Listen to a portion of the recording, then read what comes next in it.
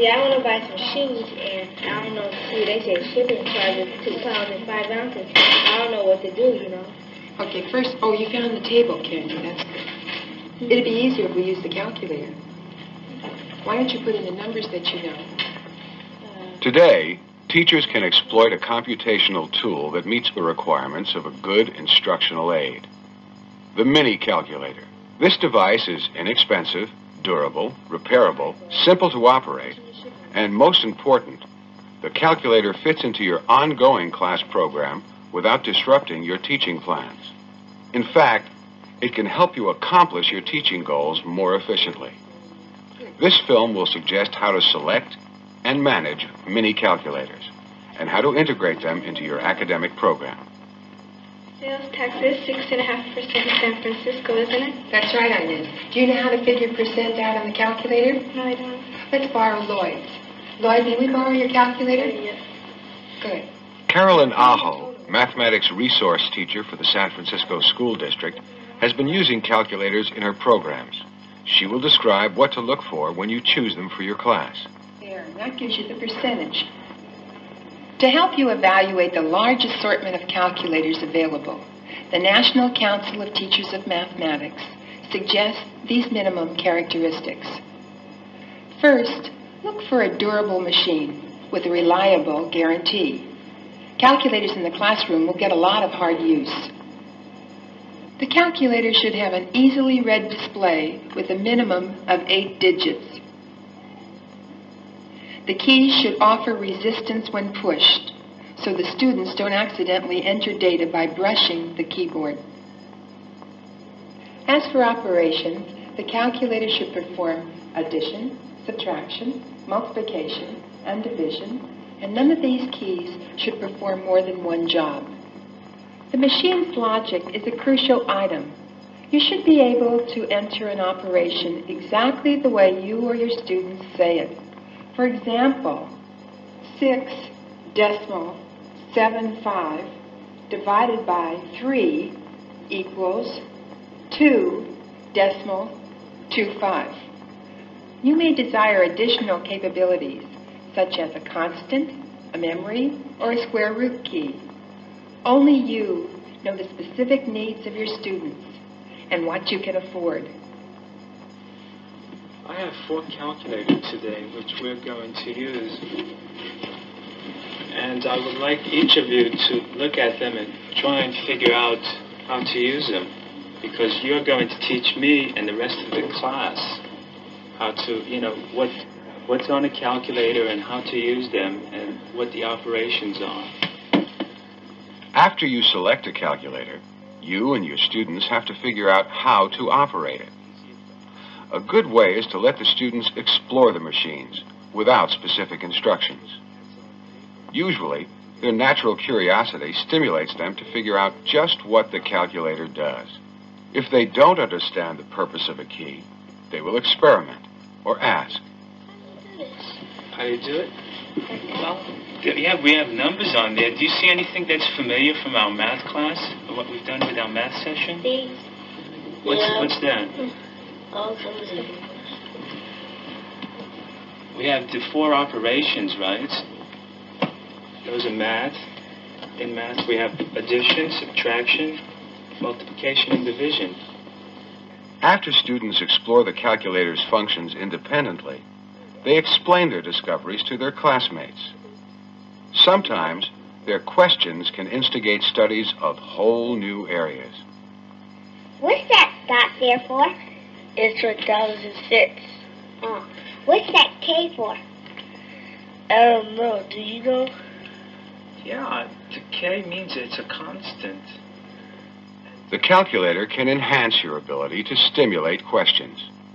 And when you and your students explore new concepts together, you all share excitement in learning. What happened?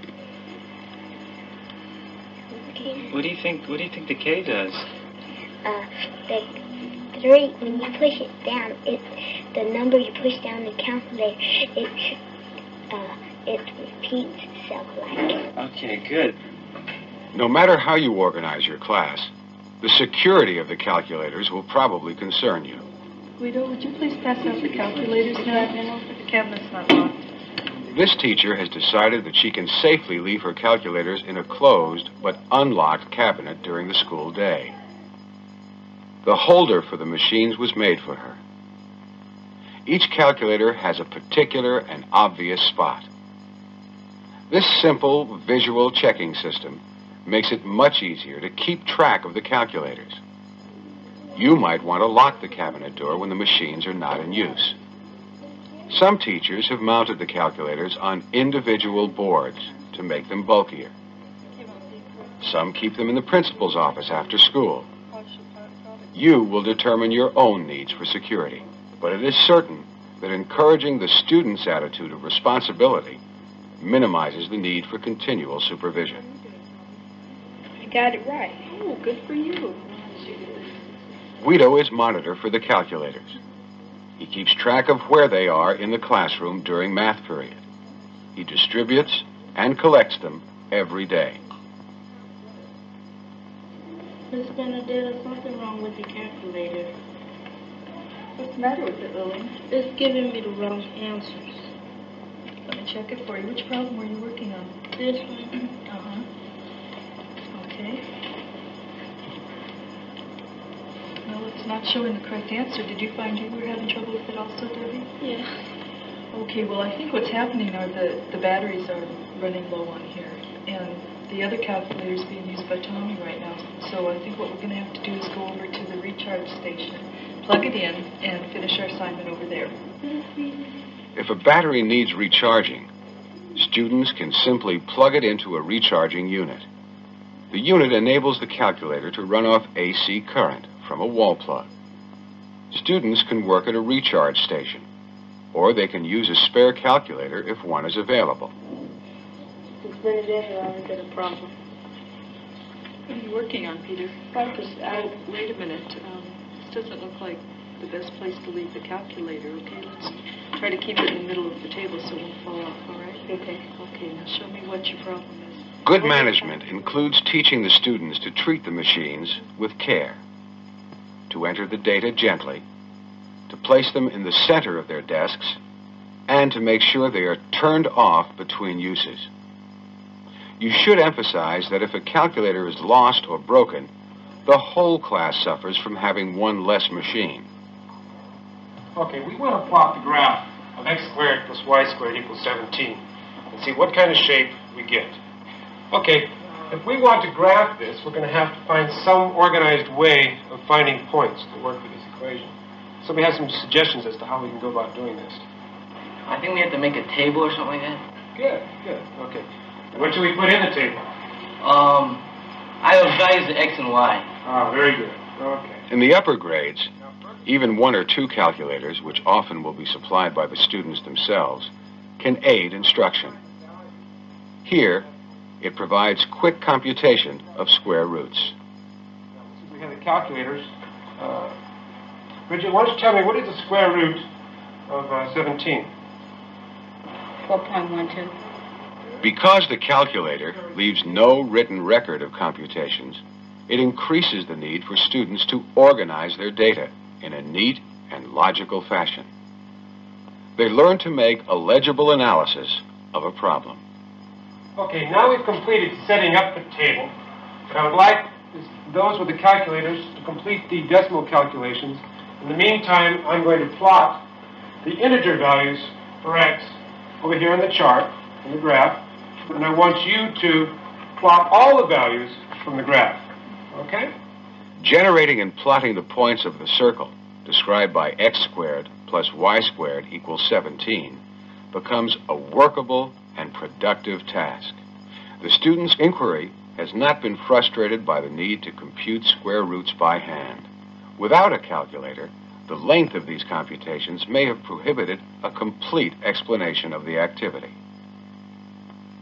Even if you have only one or two calculators available, you can fit them into your ongoing class organization by using them in special activities. This teacher uses her only calculator at a learning center.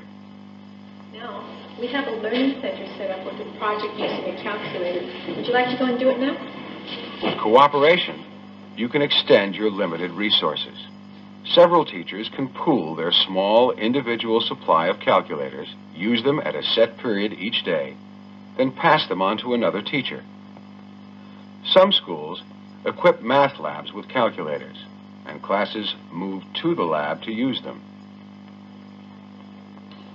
We have seen that you can work even a limited number of calculators into your class plan. If you have access to many, a good distribution ratio is 1 for every 2 students. Students who share their calculators also share their knowledge. I can't seem to get this problem right. Did you do the multiplication right? I did it on a calculator, and it seems to be right. I mean, well, which number are you multiplying? I'm trying to take the area of the red triangle away from the white rectangle and multiplying 16 times 28. When students get stymied, they can exchange ideas with each other, test their theories on the calculator, and usually get started again by themselves.